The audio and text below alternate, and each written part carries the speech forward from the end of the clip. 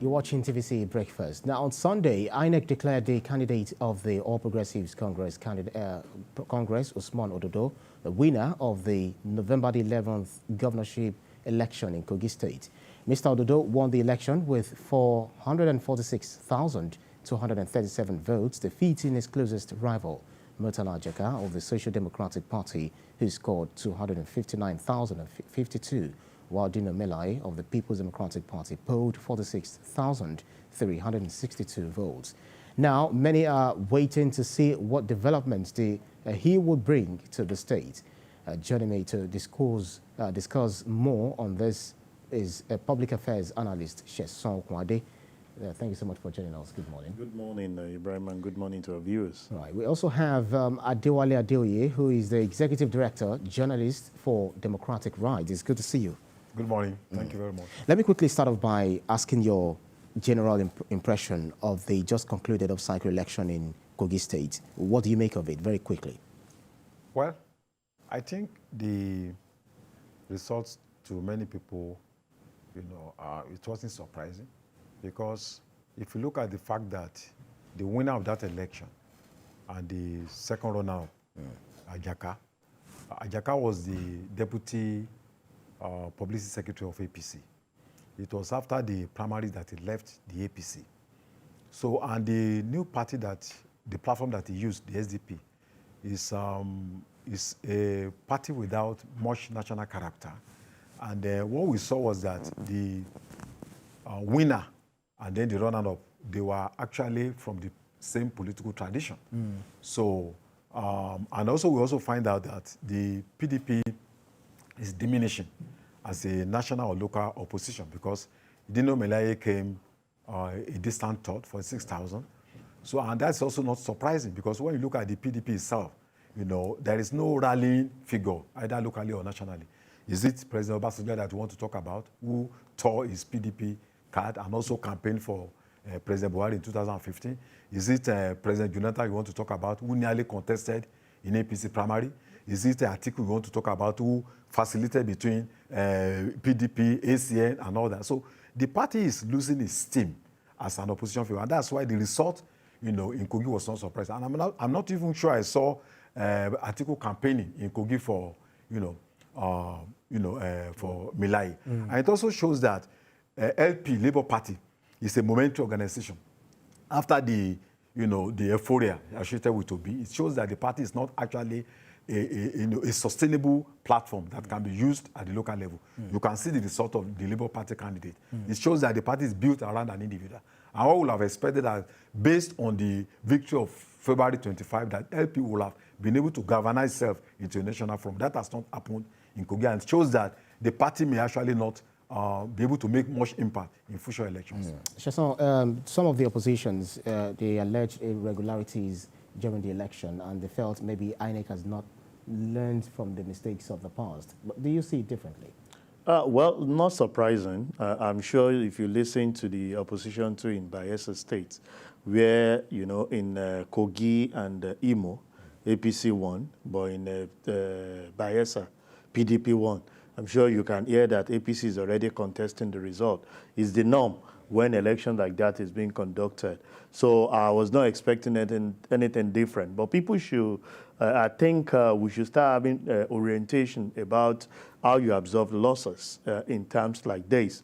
I listened to majority of the candidates across the 3 states during the election, giving credibility to the security agency that at least they were up to task, at least rating them beyond 80% in this particular election. And some of us, alluded to the fact that possibly because it's not a general election, maybe, it's an off-session election specific for 3 days. So we heard about the number of security apparatus mobilized to the place. And we saw instances where people actually commended INEC in the area of using the IREV to ascertain the validity, the beavers, to ascertain the validity of every candidate. That worked well, and there were no issues.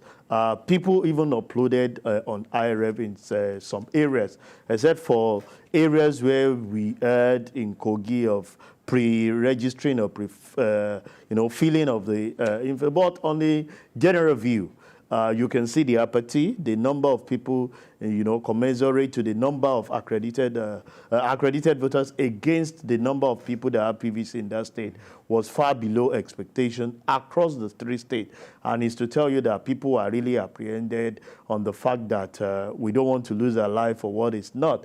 But those that had the mind came out, voted. And that's how I would say individuals, like I was listening to one of the candidates in Kogi, saying he himself did not even come out to vote. So if you, a candidate, is not voting for yourselves and you don't believe in the system, so who are the people that you expect to come out and mobilize? So that means on your own, you've accepted defeat even before the commencement of the election. So for me, election is like this.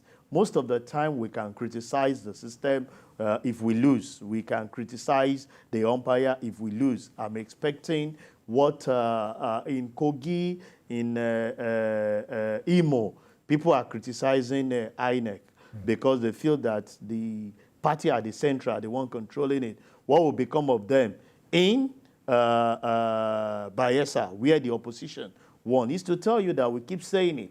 The power of incumbency is not easy to challenge.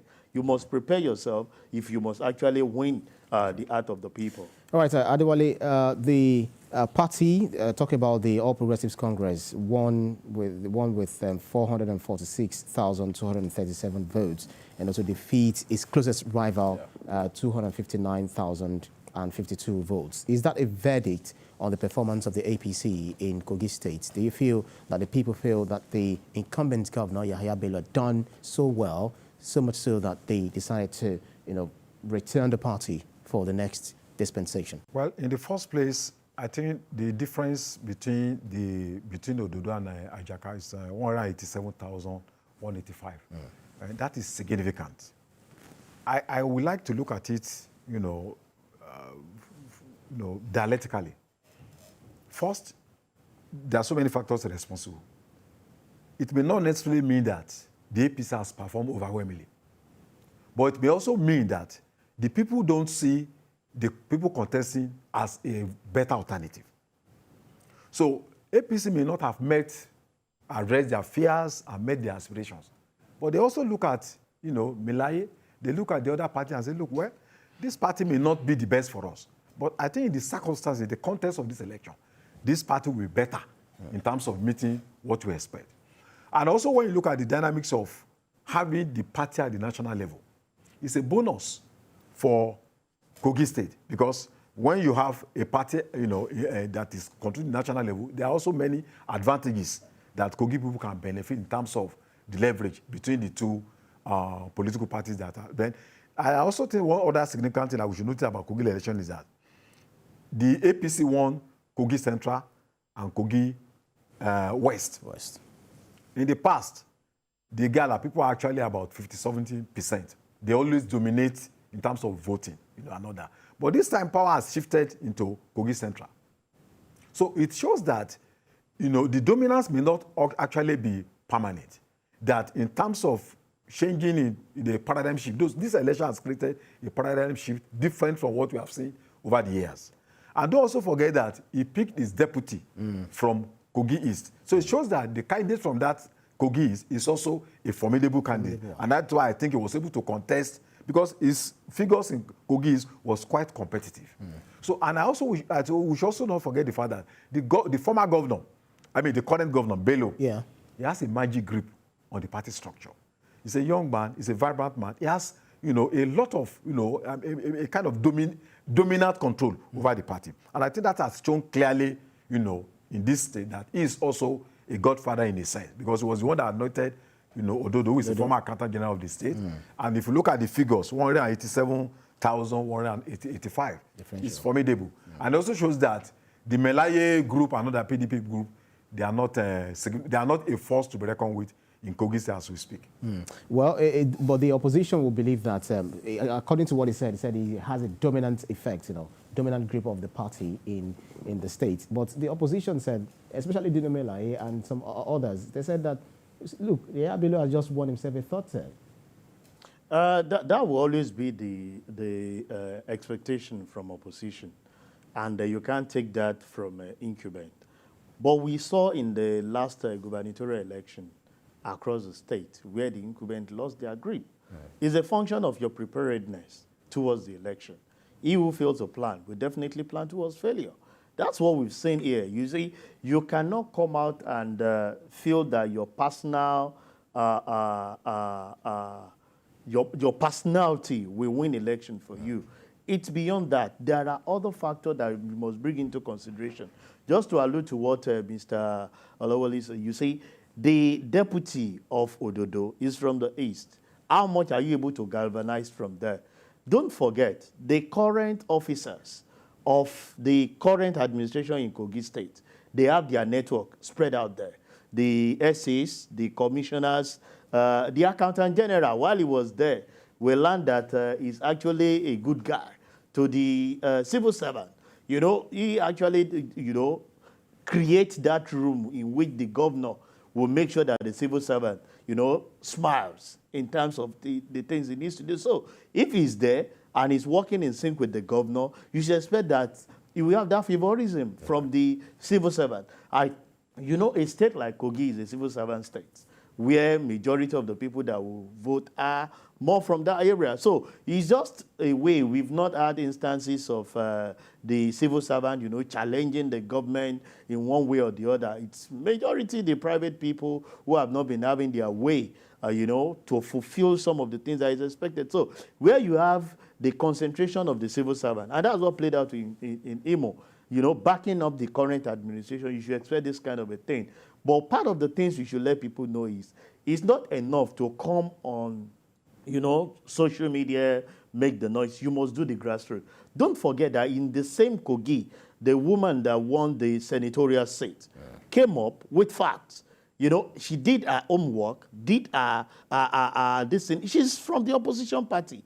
Despite the fact that the initial election gave it to APC, she contested it with fact, not sentiment. We heard less of her noise on social media, but she had a fact cut across the election, and she took it to the court, and she won. And today she's already in the Senate, you know, as a senator representing his constituency. So it's beyond the fact to come make noise on social media. Election is not about social media sensitization or emotional wooing people to yourself. You must penetrate the grassroots. An old woman out there wants to see things physical that she can actually feel and touch. And it's the people that are closer to the grassroots that get some of those things, not people. How many people do we have on the social media that are actually changing it? Like you said, I was expecting that with the last result that we have from Labour Party, you will start seeing a lot of shaking in all the states to really galvanize that they are there. But what do you, I didn't even hear the result of Labour, whether it's 5th or 6th. That's right. So it's beyond social media campaign. It's about grassroots mobilization. And it is the people that the grassroots, they have connection with, that they will definitely vote for election day. Yeah, so picking it up from where you, you know, the point that you made, talk about godfatherism, they just felt, this is some sort of godfatherism. We saw what played out in Imo State. We saw what also played out in Edo State in terms of, okay, this is the person that I've anointed. At that time when Ododo was chosen as a favored candidate for the primary, it was as if he might not be able to pick the ticket. But then Ododo praises, or he praised Yahya Bello. He said, my mentor, my leader, my benefactor, and my father. We saw Edo, we saw Rivers. Should we tell him? The fact of the matter is that in life, everyone has one mentor or the other, even in journalism. You know, I always say people like Dakpolo Riomi, yeah, you know, he's one of my mentors. So people who groom you up, people who assist you at one point or the other. But sometimes it could also be used in a blackmail sense. That, oh, he has a godfather. But there's really nothing wrong in having somebody who will mentor you, who will show you the pathway, who will teach you the rudiments of politics. I don't think there's really anything bad there. What is important is that the deeds, you know, the actions of the governor should take the interests of the people of that state, you know, primary. And if it does not do that, the people will know in the, you know, in the fullness of time. So I don't think it's a crime if you have somebody who is your godfather. There's nobody without, even in primary schools, secondary schools, in boarding house, in those days, we used to have role models, godfathers, in schools, School fathers. Yes, school fathers and all that. So there's really not, it's not really a wrong thing. What is important is whether what they stand for is for the benefit of the people or not. I mean, Awolowo was godfather to so many politicians, and I think to his credit, he was able to group many of them to ensure that, I mean, the current president is a godfather to so many politicians who have also proved that they are capable to respond to the needs of their people. So it's not really a bad thing. What is important is that the influence should be positive. And that's, I think, what we should be looking up to in Kogi State. Well, Adewale does not have any issues with godfatherism as long as it's... If it is positive.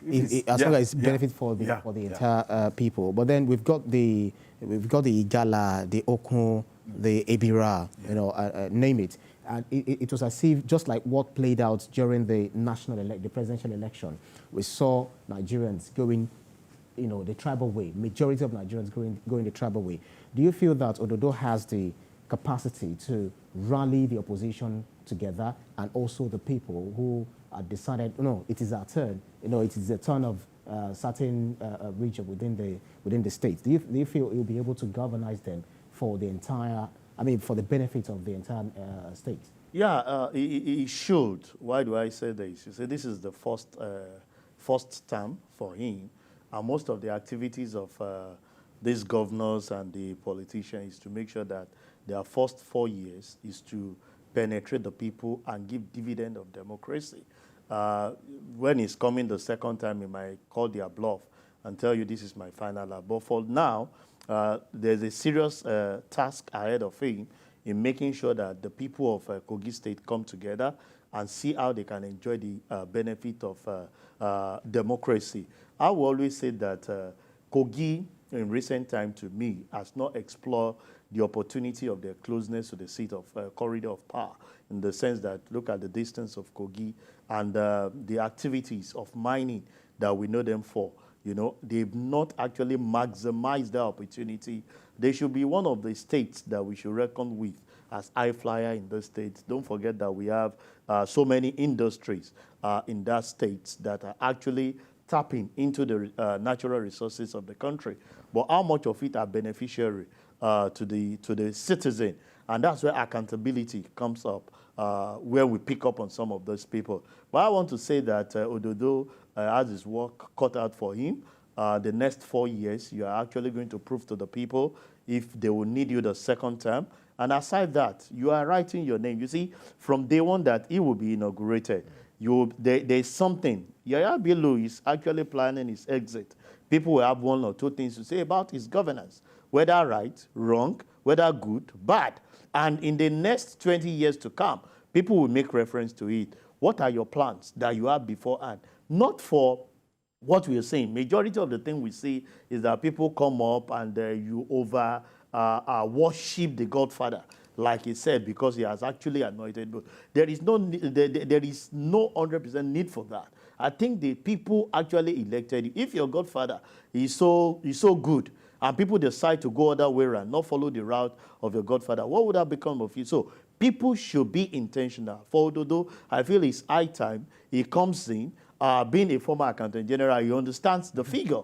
And here is to make use of the resources for the development of the state. Look for ways. You always see the opposition party telling you that, no, we are not out to work for them. But they should not go to bed and sleep. This is the right time, most especially for the man that pulled out to go to SDP, to put a formidable team to check the activities of the governor-elect, not just coming on social media to give. Criticize. Criticism is good, but you must be objective, not sensational about it. And with that, we see the state growing up.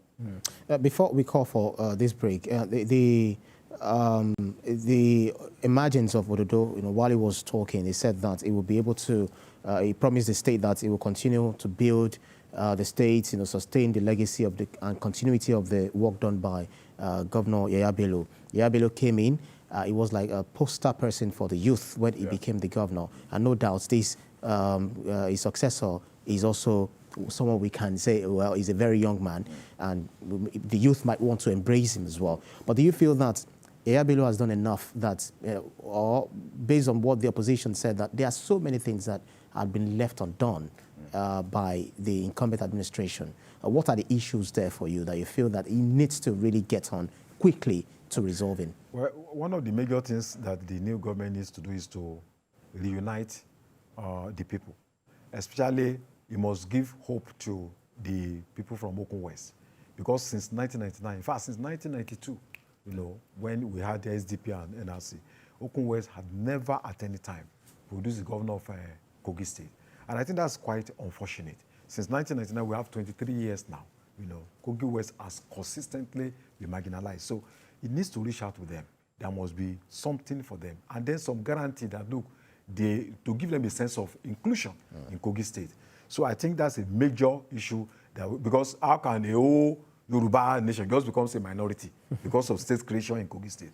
And this is a state that has produced former governor of Western Region, Kemi Bewon, from the Okun Central. And they have one of the best human resources, professors, doctors, and all that. So I don't think they're having their fair share of the political bargain. The other all important thing is security. Is the gateway to Abuja. And there are all sort of insecurity in Kogi State. People being kidnapped, people being, a lot of things are going on in that axis. And I think that should be a priority, for the new government. And also industrialization.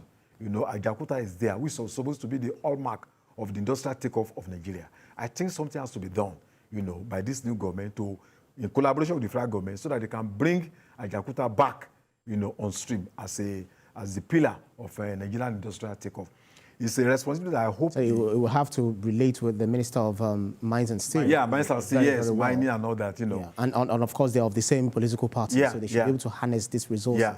And I also think the current governor being an accountant, a chartered accountant, is a huge advantage if it can be used positively. It shows that it's not somebody that's it's not barren. He has a good idea, in terms of his qualification about how to address the economic and also tourism.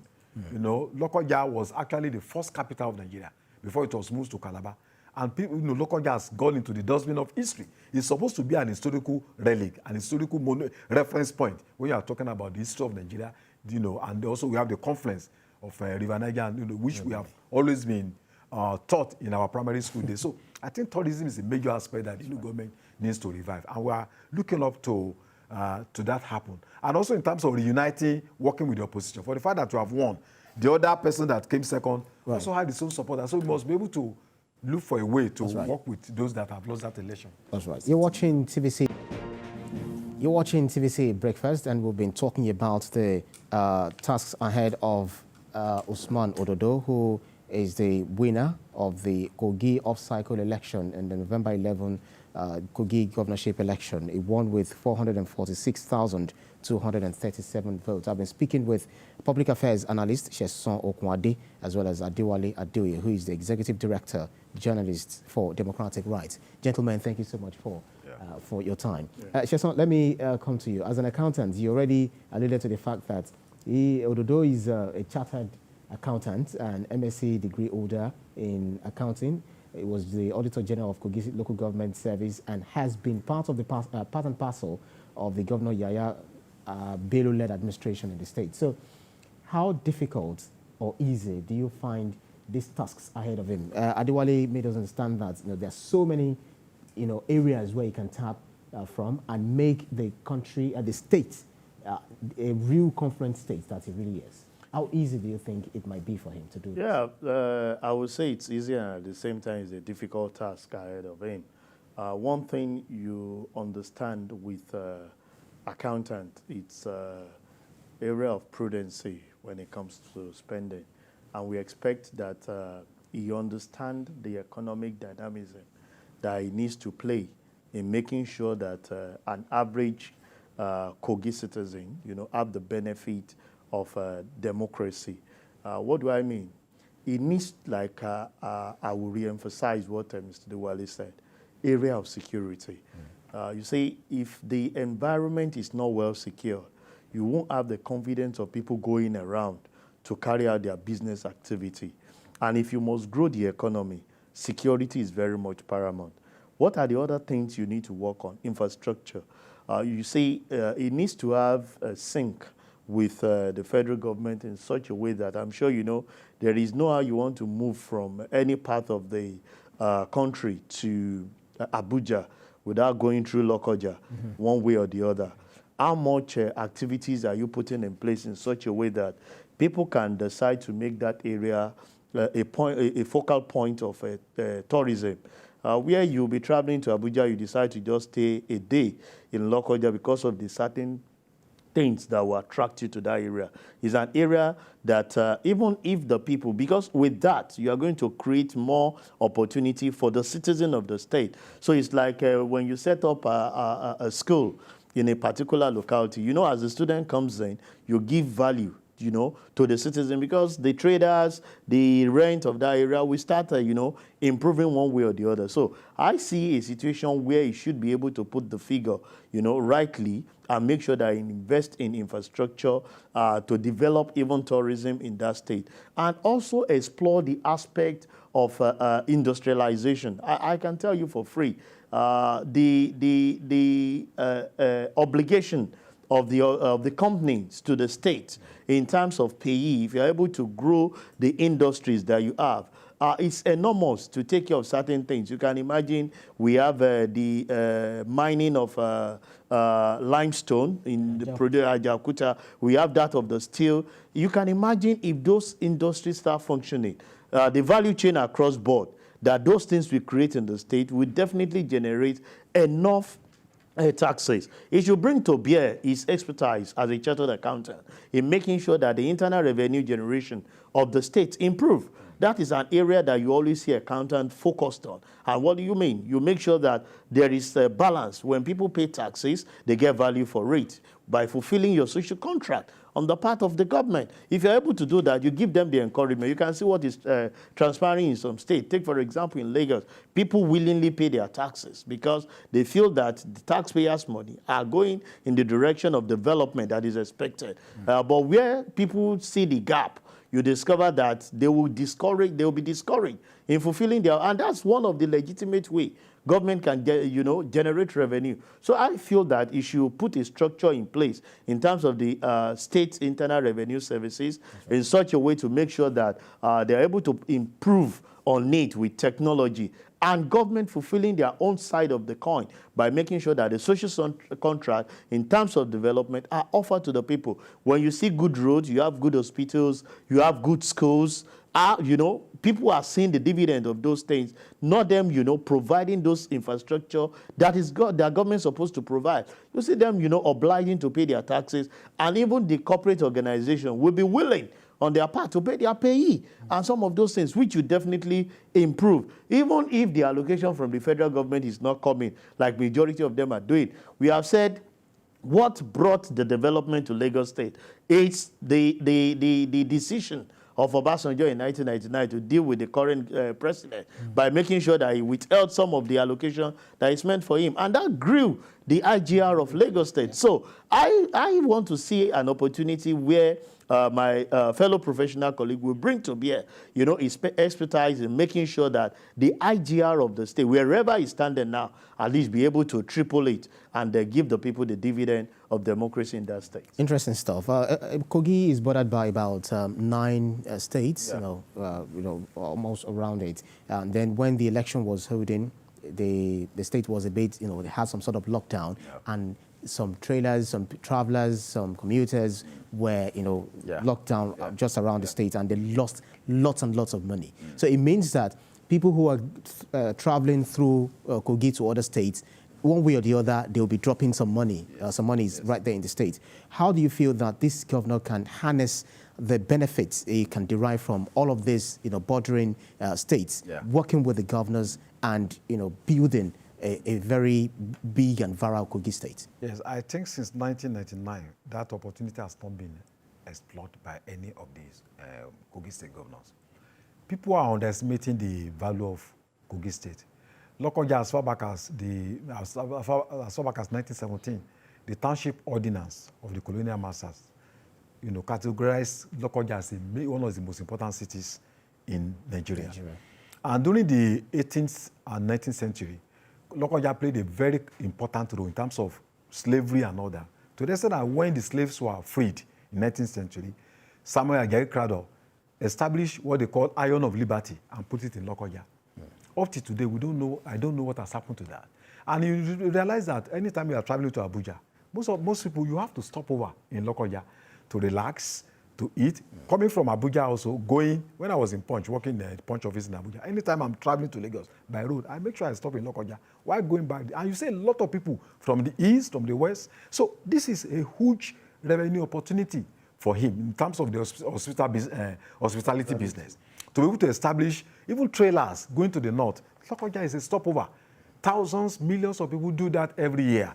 If you have good parks, good rest places, you know, and people maybe stay 1 or 2 days to go and look at the historical sites, it's a huge opportunity. And you don't actually need to invest your own money. All you need to do is to partner with local and international organizations. The British Council is there. The Ford Foundation is there. These are things that will interest them. So what we need now is the wealth of the human mind to be able to turn adversity into opportunity in Kogi State.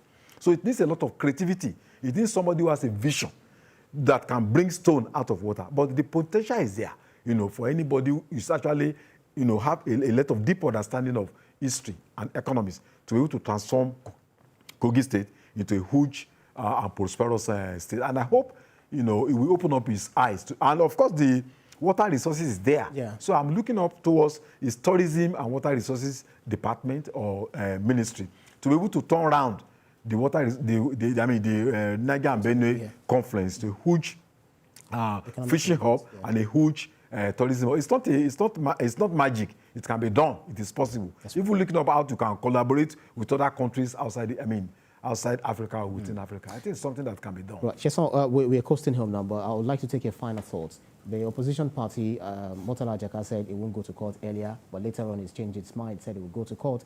Dine Molai said he's not going to work with the incumbent party. But what would be your advice for the opposition parties? We've probably not had last about the aftermath of the election, but whatever happens afterwards, but what will be your final thought on what transpired at the elections and going forward? Yeah, well, for me, the decision of the SDP candidate to go to court is good. We need to, most of the time, test some of these things and have a fair balance. Like I will always say, most of the time, it's almost or always an opportunity for you to put together your followers because you don't just go to bed and, you know, accept defeat. So if it's contesting it with in the court, it's a welcome development. All we need to look out for is that the judiciary are able to do things the right way. And don't forget, the precedent has been set by the woman that contested for the senatorial seat. If you have your facts, you know, with you, take it to the court, and the judges will look at it critically. And if on the long run they find it fit that you actually win the election, that will be the path. But I always feel that when issues like this happen, you have the idea, I have the idea. And since the winning party has considered to say, we'll give you the olive tree, let all of us come together and work, I feel you can always bring your idea to the table. It's not about individual. It's about the development of the citizen of the state. And let's look at how we can, you know, conglomerate all our ideas together to give our state that leverage among every other state as against challenging ourselves and impoverishing our people. One thing they should not forget is that the more you impoverish your citizen of the state, the more problem you create for yourself as an individual. Thank you very much, Public Affairs Analyst Cheson Okwade and Adewale Adeoye, the Executive Director, Journalist for Democratic Rights. Thank you so much, gentlemen, Thank you very much. for your time on this.